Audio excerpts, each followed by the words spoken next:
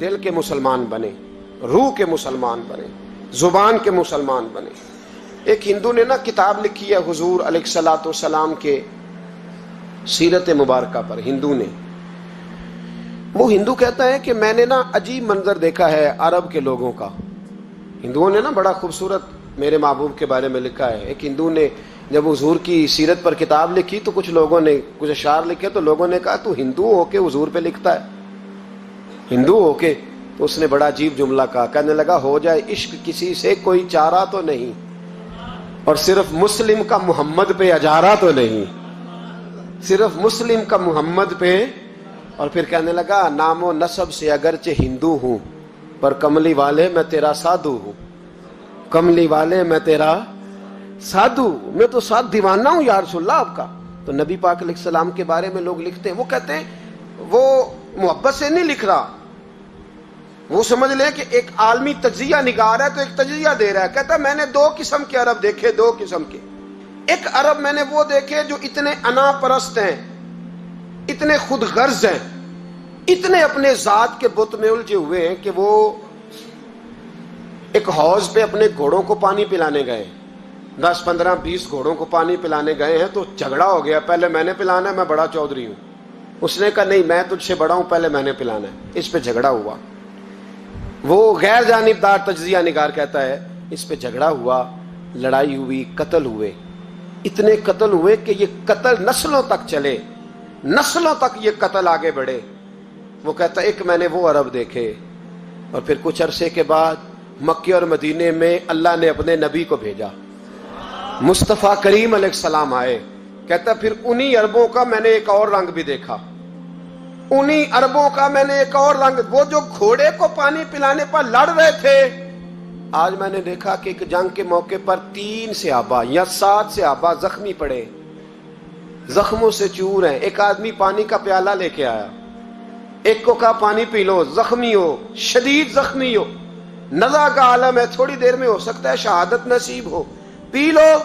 کل جو گھوڑے کو کہتا تھا پہلے میں نے پلانا ہے، میں نے پلانا ہے، آج وہی قوم میں نے عجیب رنگ دیکھا، کہا پانی پی لو۔ تو کہنے لگا یار میں تھوڑا زخمی ہوں، یہ جو میرے ساتھ لیٹا ہے یہ زیادہ زخمی ہے، پہلے اس کو پلا دے، میرے بھائی کا بھلا ہو جائے۔ کہتا پانی لے کے اس کے پاس پہنچے، اس کو کہا تو پی لے، تو وہ کہنے لگا نہیں میں زخمی ضرور ہوں پر جوان ہوں، یہ میرے ساتھ جو صحابی لیٹے ہیں یہ زخمی بھی ہیں بوڑھے بھی ہیں، ان کو پہلے پلا۔ میں بات کہتا ہے میں تیسرے کے پاس گیا تو اس نے کہا نہیں یار چوتھے کو پلا، وہ زخمی بھی ہے بیمار بھی ہے، اسے زیادہ ضرورت ہے۔ کہتے چوتھے کے پاس گیا تو وہ تڑپ اٹھا، کہنے لگا 5ویں کو پلا، اس لیے کہ اسے زخم مجھ سے پہلے لگا ہے، اس کا جہاد بھی مجھ سے سخت ہے۔ کہتے اس کے پاس گیا تو کہنے لگا یار 6 کے پاس چلا جا، اس لیے کہ اس کا وقت مجھے زیادہ قریب لگ رہا ہے۔ کہتے ہیں میں 6 کے پاس گیا تو وہ بول اٹھا، کہنے لگا وہ 5 جس رسول کا کلمہ پڑھتے تھے میں بھی اسی محمد کا ماننے والا ہوں، تو مجھے نہ پلا 7ویں کو پلا۔ کہتے ہیں اس کے قریب گیا اور میں نے وہ منظر دیکھا کہ وہ کہنے لگا نہیں اگر وہ 6 قربانی دے سکتے ہیں تو میں نے بھی نبی پاک سے تربیت لی ہے، تو پہلے کے پاس جا۔ کہتے ہیں میں اس کے پاس جا کے کھڑا ہوا تو روح پرواز کر گئی، میں دوسرے کے پاس گیا تو کلمہ پڑھ کے شہادت کا جام پی گیا، میں تیسرے کے پاس گیا تو حوض کوثر تک وہ بھی پہنچ گیا۔ کہتے ہیں 7 کے 7 وصال کر گئے، پانی میرے ہاتھ میں تھا، اور میں اس صحرا میں کھڑے ہو کے سوچ رہا تھا یہ وہ لوگ ہیں جنہوں نے دل کا کلمہ بھی پڑھا ہے، روح کا کلمہ بھی پڑھا ہے، یہ ان کا صرف وجود نہیں جھکتا رب رسول کی بارگاہ میں، جب یہ جھکتے ہیں تو ان کے دل بھی جھکے ہوئے ہوتے ہیں، ان کی روحیں بھی جھکی ہوئی ہوتی۔ حالات بدل گئے میرے بھائی۔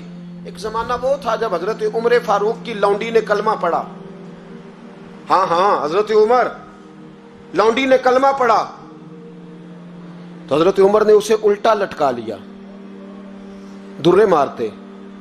بی بی کہتی ہے عمر مجھے اتنا مارتے کہ مارتے مارتے تھک جاتے، پھر پانی منگاتے، پانی پی کے پھر مارتے۔ یہ وہی عمر ہے جو کہتے جو کلمہ پڑھے گا گردن کاٹ دوں گا، یہ وہی عمر ہے جو کوئی غریب مسکین قریب نہیں پھٹک سکتا تھا، لونڈی کو دروں سے مارتے، وہی عمر کلمہ پڑھ گئے۔ اور پہلے تو ایک قبیلے کے سردار تھے نا بھائی، پہلے ایک قبیلے کے سردار تھے، تو الٹا لٹکا کے مار. چاہیے تھا نا جب امیر المومنین بنتے زیادہ سخت ہو جاتے اور ان کے اندر سختی آتی، پر امیر المومنین بن گئے. 24 لاکھ مربع میل پر حکومت، 24 لاکھ مربع میل کا حکمران، چہرے پہ نقاب پہنا. کنز الاموال میں روایت موجود، وہی عمر جو کل غریب عورت کو دروں سے مارتے ہیں، وہی عمر. انقلاب آ گیا، سوچ بدل گئی، نگاہ اور دل مسلمان ہو گئے. عمر گزر رہے ہیں، ایک گھر سے بچوں کے رونے کی آواز آئی، چہرے پہ نقاب پہنے عمر رک گئے. افلا غلام ساتھ تھا، کہنے لگے پتہ کر کوئی مسئلہ ہے. دروازے پہ دستک دی، بی بی تیرے بچے کیوں روتے ہیں؟ کہنے دوڑ جاؤ، کون ہوتے ہو؟ تمہیں کیوں بتاؤں؟ غریب ہر ایک کو نئی داستان بتائیں. ابھی ایک جماعت آ گئی، مجھے بتاؤ میں حل کروں گا. پھر دوسرا آ گیا زخم ٹٹولنے، مجھے بتاؤ میں کس کس کے سامنے زخم کھولیں، کس کس کو بتائیں. بی بی کہنے لگی جا دوڑ جا. درجنوں آتے ہیں روز پوچھتے ہیں، پوچھ کے تو بھی جا. آدھی رات کو تو کون ہے؟ حضرت عمر منت کرنے لگے، کہنے لگے بی بی تیری مہربانی بتا تیرے بچے کیوں روتے ہیں. تو عورت تڑپ کے بولی، کہنے لگی تو نہیں جاتا تو سن پھر. میرے بچوں کی غلطی یہ ہے کہ یہ غریب بھی ہیں اور یتیم بھی ہیں. ان کی غلطی ہے کہ ان کا باپ چلا گیا ہے. ان کی غلطی یہ ہے میں نے غریب گھروں میں پرورش پائی ہے. ان کی غلطی یہ ہے کہ ان کا دادا رئیس نہیں تھا. ان کی کوتاہی یہ ہے کہ ان کا نانا جاگیردار نہیں تھا. ان کی غلطی یہ ہے کہ ان کی ماں جہیز میں کچھ لے کے نہیں آئی. اور کیا پوچھنا ہے؟ حضرت عمر کہنے لگے بہن ماجرا کیا ہے؟ کہنے لگی باپ انتقال کر گیا. عمر جب سے حکمران بنا ہے اس گاؤں میں کبھی اس نے پھیرا ہی نہیں ڈالا، وہ آیا ہی نہیں. میری غریبنی کے بچے ساری ساری رات بھوک سے روتے، وہ کبھی آیا ہی نہیں. یہ غلطی ہے. پہلے تو میں کچھ نہ کچھ ان کو خشک روٹی کھلا دیتی تھی، آج تو گھر میں کوئی شے نہیں. شام سے لے کر پانی اور روڑے ہنڈیا میں ڈالے ہیں، پکاتی جاتی ہوں. کہا تھا چلو سو جائیں گے، اور بھوک بڑی ظالم ہے، نیند بھی نہیں آنے دیتی. سب روگاں دا روگ محمد، جس دا نام غریبی، کنڈ ولا کے لنگ جاندے نی دوست یار قریبی. کب بھوک بڑی ظالم ہے، پیٹ بھوکا ہو تو یہ بھی نہیں آتی. سوچتی تھی سوچ اب تہجد کا وقت ہے پر سوتے نہیں. اب بتاؤ میں کیا کروں؟ عمر تو 24 لاکھ مربع میل کا حکمران ہے، اس کچی بستی میں کیسے پھیرا ڈالے گا؟ حضرت عمر دوڑے گئے. 60 سال عمر، کندھے پہ اناج کا تھیلا رکھا، کندھے پہ. غلام کہتے حضور مجھے دے دیں. فرمایا بتا قیامت میں بھی میرا بوجھ اٹھائے گا؟ حضرت عمر لائے. پھر عمر نے اس بی بی کے گھر میں چراغ روشن کیا. پھر بوڑھے عمر کہتے میری بیٹیاں تھیں، میری بیویاں تھیں، میں نے کھانا کبھی نہیں پکایا تھا. میں نے اس بی بی سے کہا بہن تو بیٹھ جا، بیٹھ گئی. عمر کہتے میں نے آگ جلائی.